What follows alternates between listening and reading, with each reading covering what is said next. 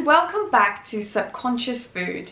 In today's episode, we are talking about why it is so hard to concentrate. If you're new to the channel, Subconscious Food gives you the tools, techniques, and tips to empower you to live your most happy, fulfilled, and abundant life. Let's get straight on to the video. Now, I've been meditating for the past 6 or 7 years, and I have found that it has been transformational in helping me to concentrate.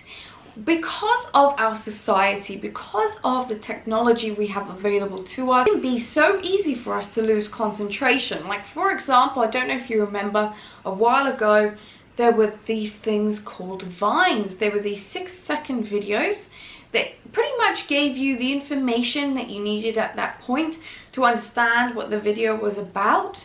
And the more you watch them, the less concentration you have on any videos or any content that's longer than those 6 seconds, because we start to form a routine. We start to strengthen those neural pathways in our brain that tell us this is all the time that we have. And we start to get anxious because we don't necessarily have the neural pathway strength to be able to handle something of a much longer length. So then we start to get anxious, fidgety, we want to move on, we want to switch pages, we need more stimulation. It's the reason, that's one of the many reasons why it's so hard to concentrate, because of what we're consuming. We live in a digital age, in an information era, where there is an endless, infinite supply of information out there for us to retrieve at any point. So that makes it even more harder to concentrate, because sometimes we can feel very overwhelmed by all this information out there. We're not always sure which one we need the most at this very moment. And we can do a video on intuition and how to find out what you need the most right now. And so do comment down below if that's something you wanna learn about, intuition. And there's just so much out there. So sometimes when we're looking for something, we may just feel as though it's too much to handle, and we may just want to watch something really quick just to entertain us for that short period of time. So that in itself doesn't help us to strengthen those neural pathways which allow us to concentrate more. Now, the other thing that we need to realize is the noise inside our head. This is the noise inside of our head. It's represented with all these little dots. The thoughts and beliefs that we have are represented as some of those dots. The thoughts and beliefs our other people around us have are also represented as some of those dots. The thoughts and beliefs that we watch on TV programs, on documentaries, in books, on YouTube, in all other forms of entertainment are also represented by those dots. So what we can see is that not only are our thoughts and beliefs circling our mind in one moment, it is also other people's thoughts and beliefs circling our mind in another. So we are fatigued by all this information overload. That's why it is so hard to concentrate. There's so much going on. There's so many different perspectives and angles to look at things. There's so many different opinions and ability to absorb and consume more of these opinions. So how do you get to a point where you're able to concentrate and move away some of the dots that don't serve you? So you can literally just rub out the dots that don't serve you, and you can keep the ones that do. How do you get to that place? Because I'm sure when you get to that place, you're gonna feel an immense amount of peace, because there's so much more space. That's why people like to call it headspace, because there's more space for you to process, strengthen the neural pathways that you do want to experience, and process and enjoy and experience the situations that you wish to experience as opposed to the ones that you don't. Now, I've been able to do this, and it is a consistent practice that you must do in order for you to be able to create that space within you. One of the ways for the body and the mind, of course, is through yoga, where you create spaces in the body, you move the body, you start to energize those meridians and energy centers to allow yourself to create space and release all those energies that do not serve you. Reiki is another way where you're able to, where someone, a Reiki practitioner, is able to channel through divinity to create space in your energetic centers and heal your energetic centers and make sure they're all in alignment. That will create space and help you concentrate. Acupuncture, exactly the same concept as Reiki, will help balance you to ensure this space within your body. But there's also one I wanted to talk to you about, and that is meditation.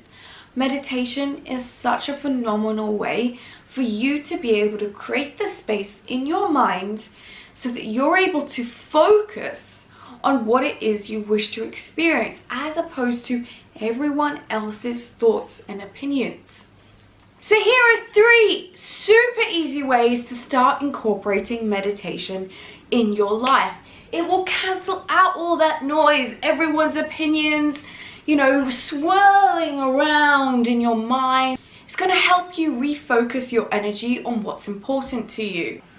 So, the first way that you can start to incorporate meditation into your life is, meditation has been around for thousands and thousands of years.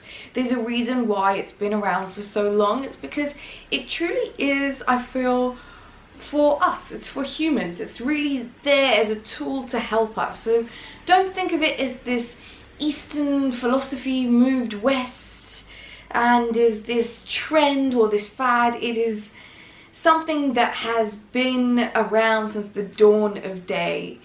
And much like the law of attraction, people have known about it for many, many, many years. So it's not going anywhere. And the faster you start to move the stigma away from what meditation is, or even put it up on a pedestal, something that you can't obtain for some reason, the harder it is going to be for you to incorporate it into your life. So start thinking of it as just another one of the tools that I mentioned, but it really is a life-changing tool. So if you can, try and focus your energy and set an intention to have the most amazing meditation session, and then go ahead and do it. So the first technique I'd like to introduce to you is the 4-7-8. It's a breathing technique. It will really allow you to go into a very relaxed state of mind. It will help start your parasympathetic nervous system, really calm you down, really calm down that mind. Take it out of flight or flight, because you're not running away from a tiger in a jungle. You may just have some work that you need completing and a deadline you need to complete it by. So this is going to really help you, because once you're nice and calm, there's clarity. And when there's clarity, you can focus. You can then feel the empowering state of being able to then focus your mind on whatever you'd like to focus it on. So the way that it works is that you breathe in, and when you breathe in, what I would like you to do is I would like you to do diaphragmatic breathing. So I'd like you to breathe in to your stomach and fill your stomach up with air, and you're going to breathe in for 4 counts, and you're going to hold for 7 counts.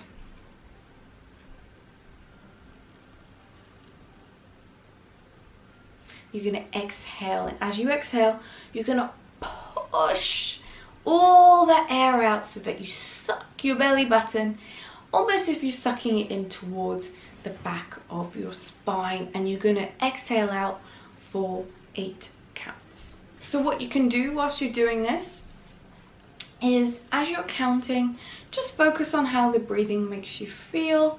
Try not to think of anything else. If you count in your head, that gives you the opportunity for other thoughts not to, take over control and make you lose concentration.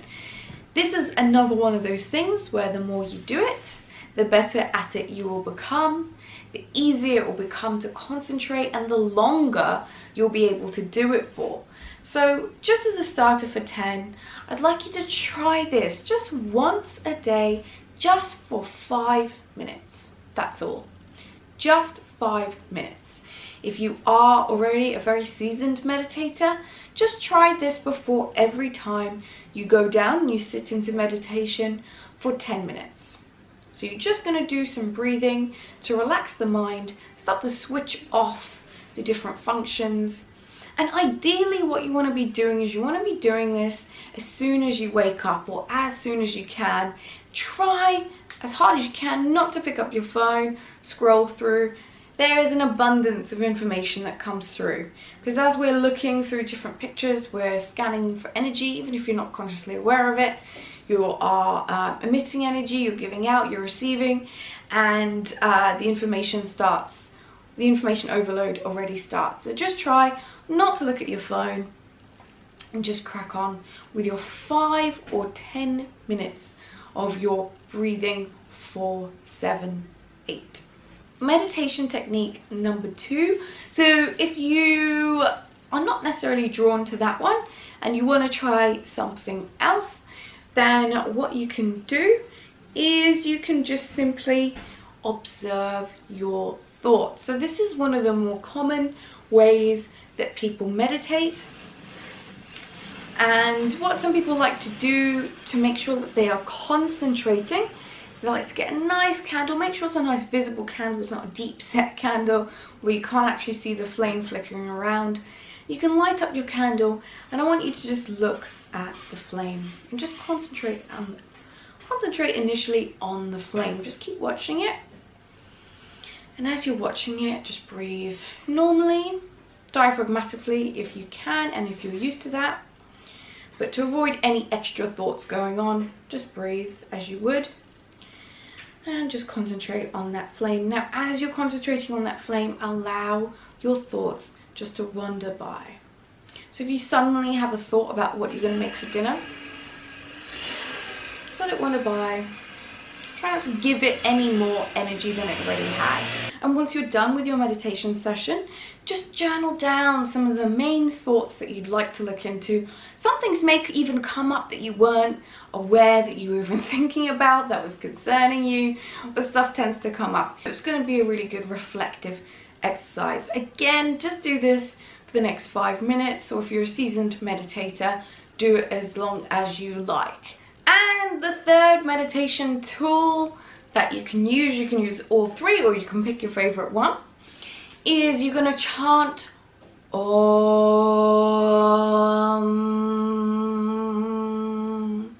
And you're just going to focus on chanting Om. You're going to feel as though you're going to feel as though your spirit is like elevated from your body. It's not left your body, but there is this feeling of you're almost transcending. It's a very unique, very addictive feeling that you'll want to experience time and time again. I know you're going to love this one. And it also gives you something to concentrate on so that you're not thinking. When you're chanting Om consistently, you're not going to have a chance to think about something else. And that's really going to help you to learn how to concentrate. And once you learn how to concentrate, it gives you clarity and then the ability to choose the thoughts that you wish to experience. I am so grateful to be able to share this information with you. Like I said earlier, if you haven't already subscribed, do go ahead, smash that subscribe button to support me in adding immense value to your life by empowering you to live a happy, fulfilled, and abundant life. Until next time, beautiful souls, namaste, bye.